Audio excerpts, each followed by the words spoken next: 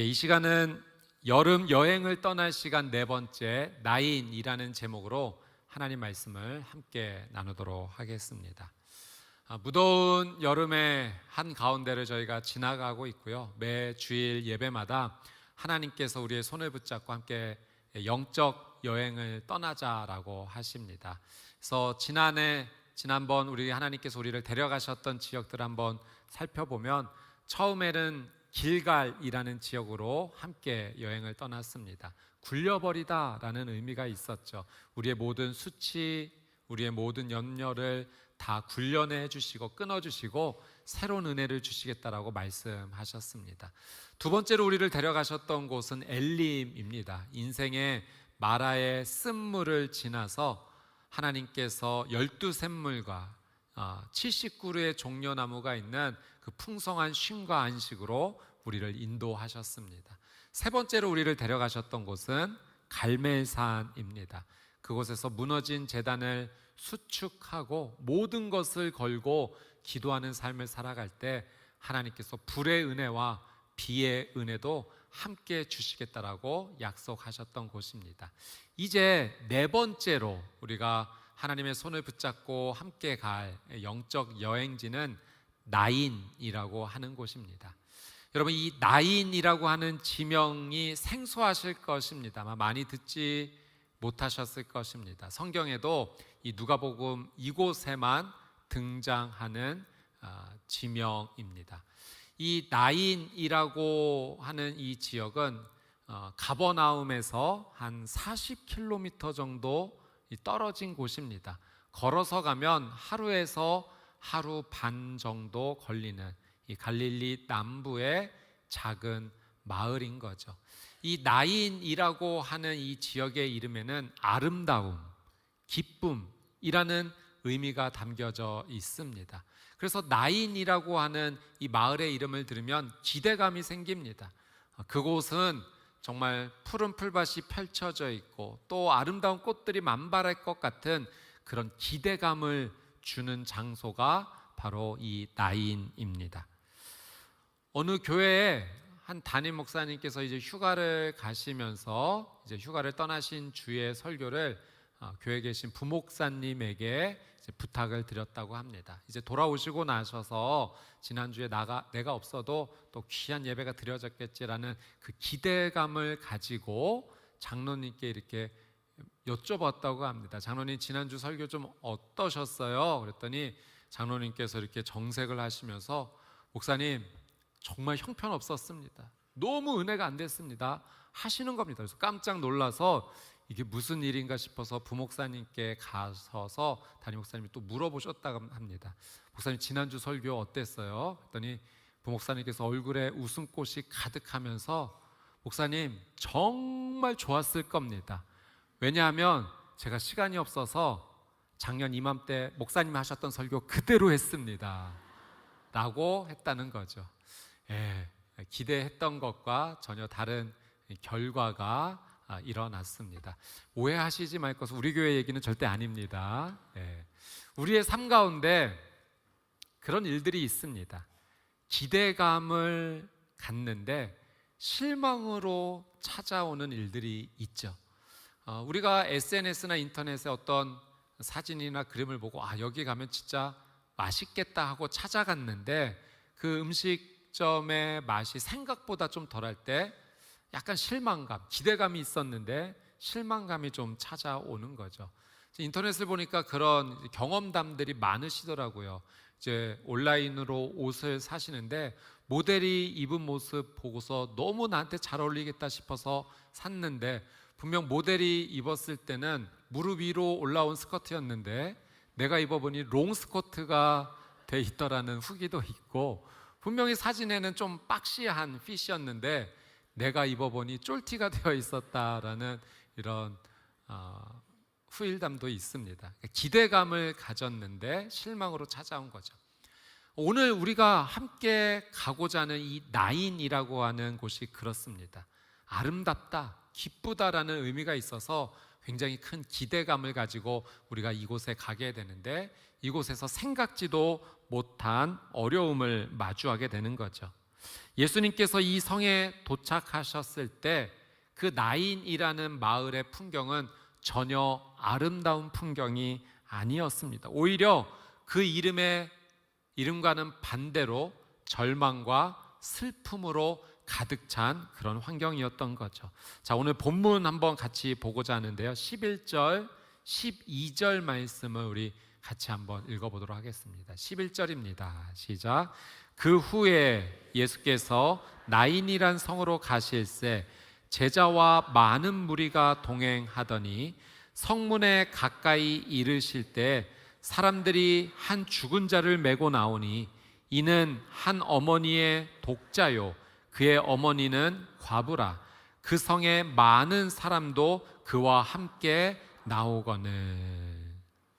자, 한쪽에는 예수님과 또 예수님을 따르는 많은 제자들, 무리들이 지금 행진을 하고 있습니다. 여러분, 예수님과 함께 걸어왔던 이 행렬, 이 행진의 분위기는 어땠을까요? 여러분, 바로 직전에 이 가버나움에서 예수님께서 놀라운 기적을 베풀어 주셨습니다. 한 백부장이 나와서 종을 고쳐달라고 합니다. 그런데 이런 말을 해요. 예수님, 직접 오지 마시고 말씀만 하옵소서. 말씀만 하셔도 내 종이 낫겠나이다. 예수님이 이 백부장의 믿음을 보시고 이스라엘의 이만한 믿음을 내가 본 적이 없다라고 칭찬하시면서 말씀을 선포하시죠. 그리고 종이 낫게 됩니다.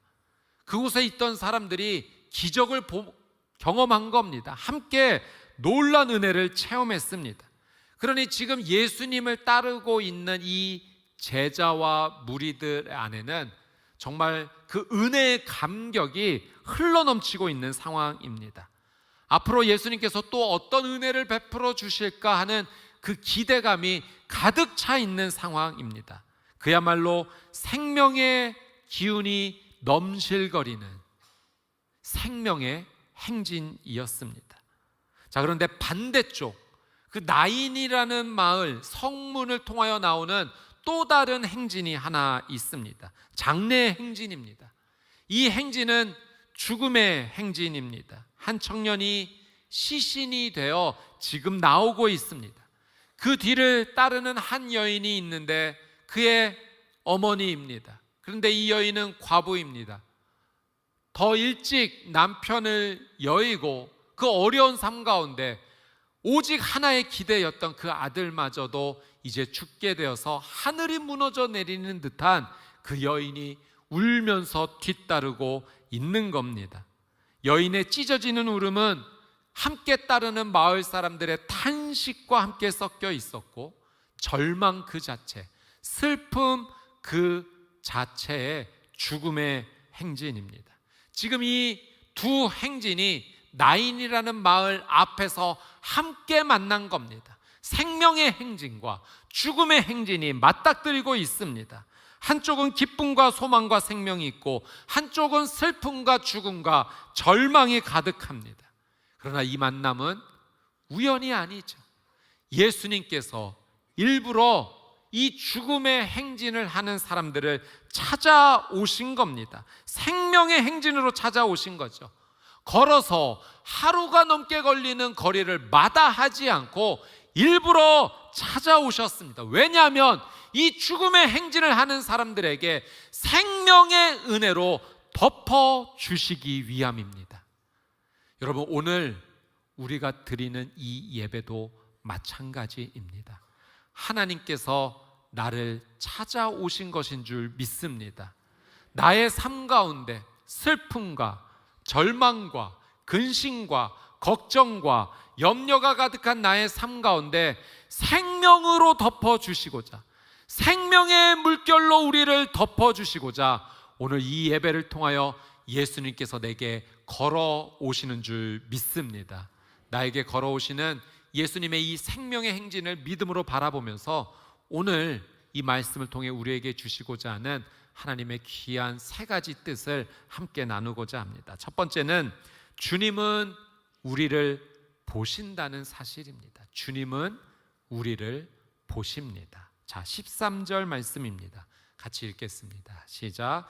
주께서 과부를 보시고 불쌍히 여기사 울지 말라 하시고.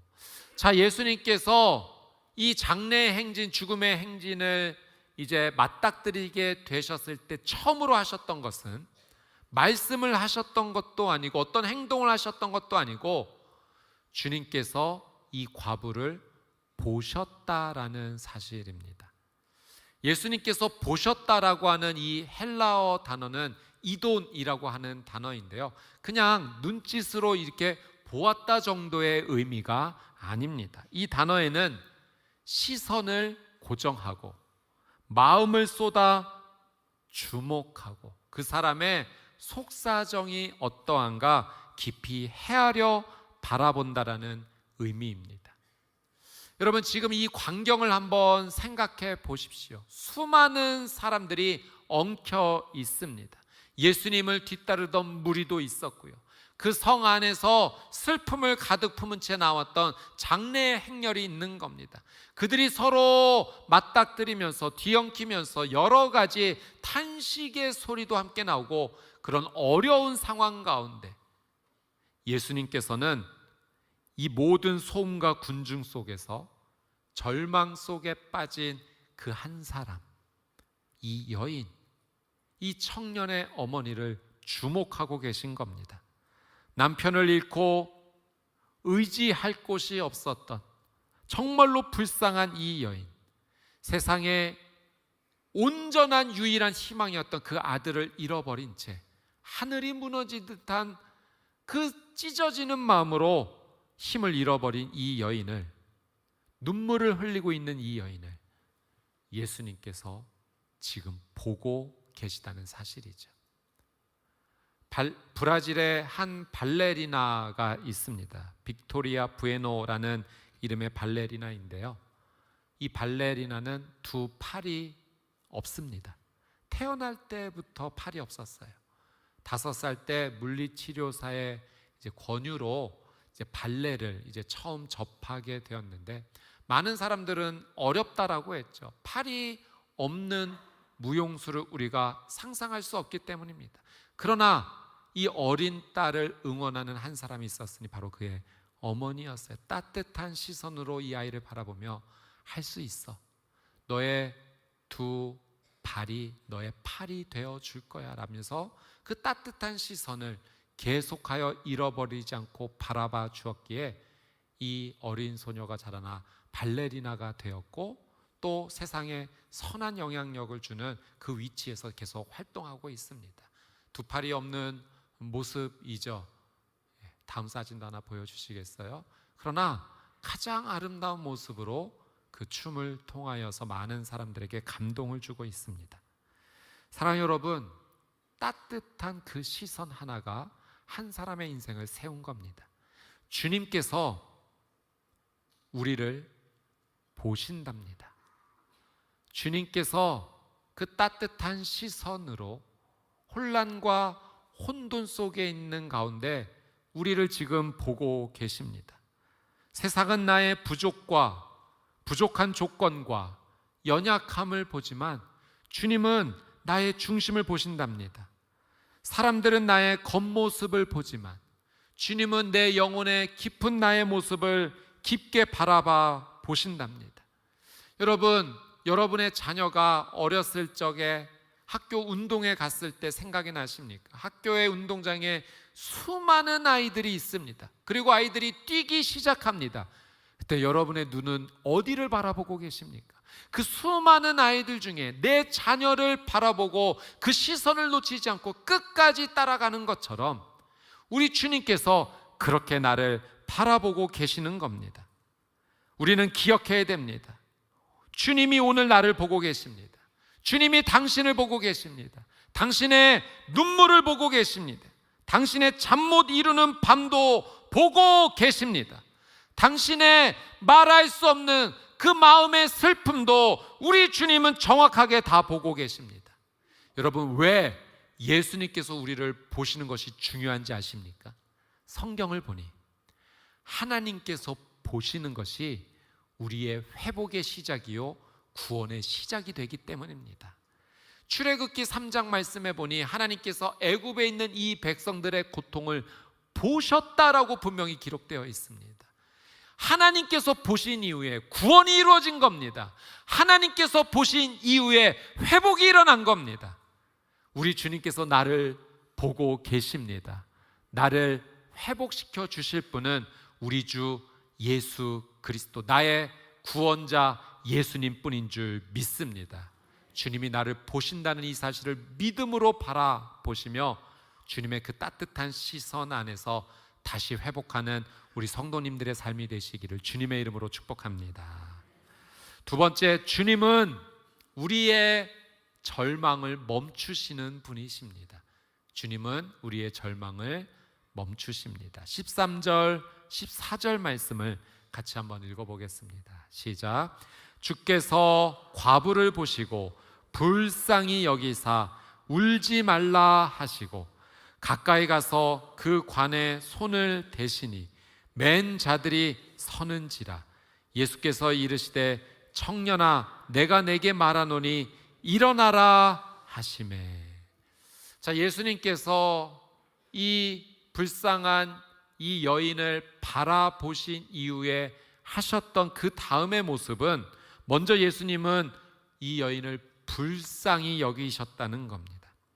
불쌍히 여기다로 번역된 이 헬라어는요, 그냥 마음에서 느끼는 동정심 정도가 아니라 이 불쌍히 여기다라는 이 단어의 어원은 창자, 내장의 단어와도 연결이 됩니다. 그러니 예수님께서 불쌍히 여기셨다는 것은 마치 창자가 끊어지는 듯한 그 고통으로, 진짜 애간장이 녹는 그 마음을 함께하며 예수님께서 이 여인의 찢어지는 마음을 그대로 느끼셨다는 거죠. 그리고 그 깊은 공감 뒤에 바로 권위 있는 말씀으로 이어지십니다. 울지 말라. 이것은 위로를 넘어서는 창조주의 선포이며 또한 왕의 명령입니다. 더 이상 슬픔이 너를 지배하지 않을 것이다. 죽음의 권세와 절망에게 이제 떠나가라 라는 그 명령으로 예수님께서 울지 말라라고 말씀하십니다.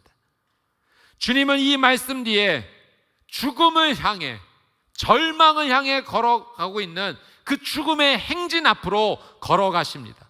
그리고 차갑게 식어버린 그 청년이 누워있는, 그 시신이 누워있는 그 관에다가 손을 대십니다.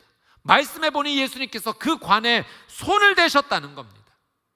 근데 사실 이 당시에 유대의 율법과 문화로서는요, 해서는 안 되는 일을, 금기시하는 그 일을 예수님이 행하셨습니다.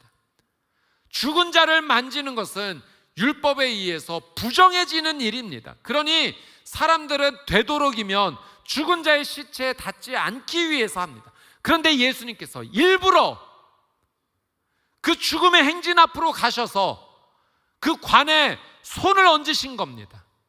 일부러 그렇게 하셨다는 거죠. 그 관, 죽음의 행진, 절망의 행진을 멈춰 세우시기 위해서입니다. 예수님께서 기꺼이 이 청년의 관을 만지심으로써 모든 부정함을 다 뒤집어 쓰셨습니다. 한없이 이어질 것 같았던 그 슬픔의 행진, 더 이상 앞으로 나아갈 수 없다는 겁니다. 예수님께서 그 절망의 행진을 당신의 사랑으로 멈춰 세우셨습니다. 여러분, 지금 이 은혜가 우리에게 당장 필요한 거 아닙니까? 절망을 멈춰 세우시는, 죽음의 행진을 멈춰 세우시는 이 은혜가 지금 우리에게 당장 필요한 거 아닙니까? 우리 안에 슬픔의 행진이 있습니다. 마음이 더 이상 괴롭고 싶지 않은데 이제 괜찮아라고 스스로를 다독이지만 또 어느새 스며들었던 그 슬픔이 나를 계속해서 짓누릅니다. 나를 향해 슬픔의 행진이 멈추지 않고 계속 이어지고 있는 겁니다. 내 안에 시기와 비교와 질투와 열등감의 행진이 멈추지를 않습니다. 그것이 나를 계속 위축시키고 짓누르게 됩니다. 원치 않은데 그 열등감의 행진이 계속해서 내 삶 가운데 일어나고 있습니다. 질병의 행진이 멈추지를 않습니다. 내가 이 질병의 행진을 그만 멈춰 세우고 싶은데 멈춰 세울 수가 없는 겁니다. 질병으로 인한 그 고통이 계속해서 내 삶 가운데 행진으로 일어나고 있습니다. 내 삶의 죄의 행진, 중독의 행진도 멈춰 서지를 않습니다. 술, 도박, 게임, 과소비, 무절제, 음란함의 그 죄의 행진이 계속하여 내 삶 가운데 진행되고 있습니다. 멈추어 세우고 싶은데 세워지지를 않는 겁니다. 그 괴로움, 그 허무함이 우리의 인생을 계속 짓누르고 있습니다. 여러분, 우리가 오늘 말씀을 통하여 분명히 알아야 될 것이 있습니다. 나는 멈춰 세울 수 없는 이 절망과 죄와 죽음의 행진을 우리 주 예수님은 멈춰 세우실 수 있는 줄 믿습니다. 하나님께서 그걸 우리에게 말씀하시는 거예요. 이 죽음의 행진을 멈춰 세우실 수 있는 분은 예수님만이 유일하다는 겁니다. 내가 끊어낼 수 없는 그 죽음의 행진 앞에 주님께서 내게 손을 대 주시는 거죠. 그리고 멈춰라, 울지 말라, 주님께서 말씀하십니다. 예수님께서 십자가에서 스스로 부정해 주셨습니다. 죄 없으신 그분이 내 모든 죄를 대신 지심으로 십자가에 오르신 것은 스스로 부정해 지시기 위해 오르신 겁니다. 나를 너무나 사랑하셔서 나의 죄를 끊어내시기 위해서 올라가신 겁니다. 그리고 나를 대신에 십자가에서 못 박히셨습니다. 나의 죽음의 행진, 죄의 행진, 절망의 행진을 예수님은 그렇게 멈춰 세우셨습니다. 사랑하는 여러분, 예수님을 붙잡아야 됩니다. 예수님을 믿어야 합니다. 예수님을 따라가야 되는 줄 믿습니다. 주님이 나를 찾아오시고 창자가 끊어지는 그 아픔으로 나를 공감해 주시면서 권능의 손을 내미시죠. 명령하십니다. 이제 멈춰라. 내가 너의 절망을 멈추어 세운다. 우리 예수님은 우리를 위로하시는 분일 뿐만 아니라 우리의 절망 자체를 세우시는 분, 그리고 우리의 절망을 끊어내시는 능력의 하나님이십니다. 오늘 이 예배 가운데 우리를 찾아오시는 우리 주 예수 그리스도의 그 걸음을 우리가 환영하며 주님의 말씀 앞에 순종하는 저와 여러분이 되시기를 주님의 이름으로 축복합니다. 마지막으로 세 번째, 우리 주님은 우리에게 생명을 주십니다. 오늘 말씀의 하이라이트입니다. 가장 가슴이 뛰는 장면으로 우리가 함께 가보고자 합니다. 주님이 우리의 아픔을 보시죠. 그리고 우리의 절망을 멈춰 세우셨습니다. 그러나 그게 전부가 아닙니다. 그게 끝이 아니라는 거예요. 우리를 보시고 멈추어 세우실 뿐만 아니라 그 죽음과 절망을 이제 넘어서 새로운 생명의 시작을 주시는 분이 우리 주 예수 그리스도이십니다. 죽음이 멈춘 자리에 생명을 창조하십니다. 오늘 본문의 14절, 15절 말씀을 같이 한번 읽겠습니다. 14절 시작. 가까이 가서 그 관에 손을 대시니 맨 자들이 서는지라. 예수께서 이르시되 청년아 내가 내게 말하노니 일어나라 하시매 죽었던 자가 일어나 앉고 말도 하거늘 예수께서 그를 어머니에게 주시니. 예수님께서 청년아 내가 내게 말하노니 일어나라 예수님 외치셨습니다. 여러분, 이 외침은 태초에 빛이 있으라 말씀하셨던 그 창조주의 바로 그 음성입니다. 어둠을 몰아내고 빛을 세우셨던 그 창조주께서 죽음을 향해 물러가라 말씀하시며 생명의 빛으로 일어나라고 말씀하셨습니다. 생명과 죽음의 주관자 되신 왕의 선포입니다. 여러분, 예수님께서 일어나라라고 말씀하셨던 것은요, 단지 잠자고 있는 사람을 깨워 일으키시는 정도가 아니라 바로 이 일어나라는 부활에 사용되는 바로 그 의미입니다. 죽음아 네가 붙들고 있는 이 청년을 이제 그만 놓아주어라. 내가 명하노니 청년아 생명으로 다시 일어나라. 주님께서 생명의 주관자로서 선포하셨습니다. 이 말씀이 선포되는 순간 죽음이 부서졌습니다. 절망이 깨어졌습니다. 죽어 있었던, 차갑게 식어 있었던 이 청년의 온몸에 따뜻한 피가 다시 돌기 시작하며 심장이 다시 뛰기 시작했던 겁니다. 그리고 이 청년이 그 관을 벗어나 일어나더니 앉아서 말하기 시작하는 온전한 생명으로 다시 살아났습니다. 예수님께서 하셨던 일을 보니 이 청년에게만 일어나라고 하셨던 것이 아니에요.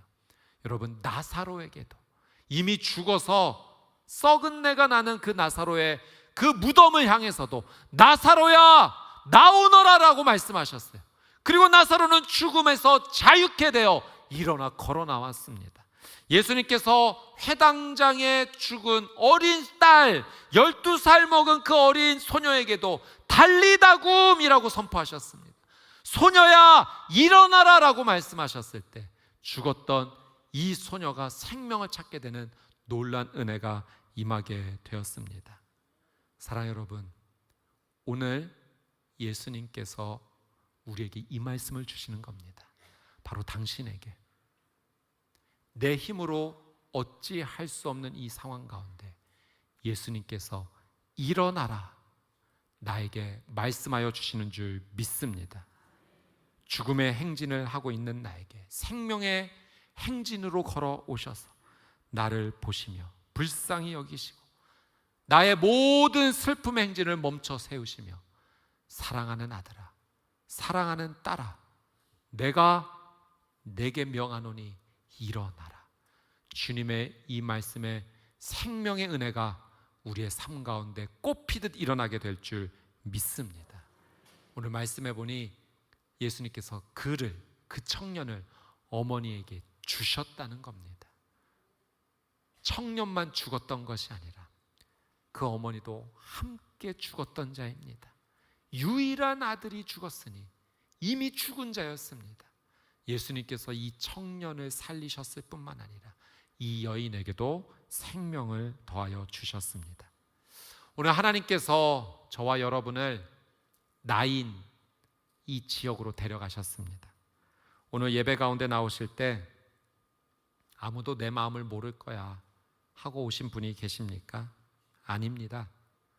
주님께서 당신을 보십니다. 오늘 예배 가운데 나오실 때 이 고통은 절대 끝나지 않을 거야 낙담하고 오신 성도님이 계십니까? 아닙니다. 내 눈물을 멈추게 하시는 주님께서 당신의 슬픔을 멈춰 세우실 것입니다. 내 인생은 이제 끝났어라고 생각하는 분이 계십니까? 아닙니다. 죽은 자도 다시 살리시는 예수 그리스도의 은혜가 여러분의 삶 가운데 동일하게 일어날 것입니다. 말씀을 준비하는 내내 하나님께서 주셨던 한 가지 마음이 있다면 기도였습니다. 기도하라. 여러분, 우리가 기도를 통하여서 생명으로 내게 다가오시는 예수님을 만날 수 있게 되는 줄 믿습니다. 더 기도합시다. 기도의 자리를 찾고 기도의 시간을 내고 우리 능력의 주가 되시는, 생명의 주가 되시는 우리 주 예수님께 나갈 때 그분이 나를 바라보시고 나의 아픔을 동감하시며 나의 슬픔을 멈추시고 생명을 주시는 그 놀라운 은혜가 우리의 삶 가운데 동일하게 일어나게 될 줄 믿습니다.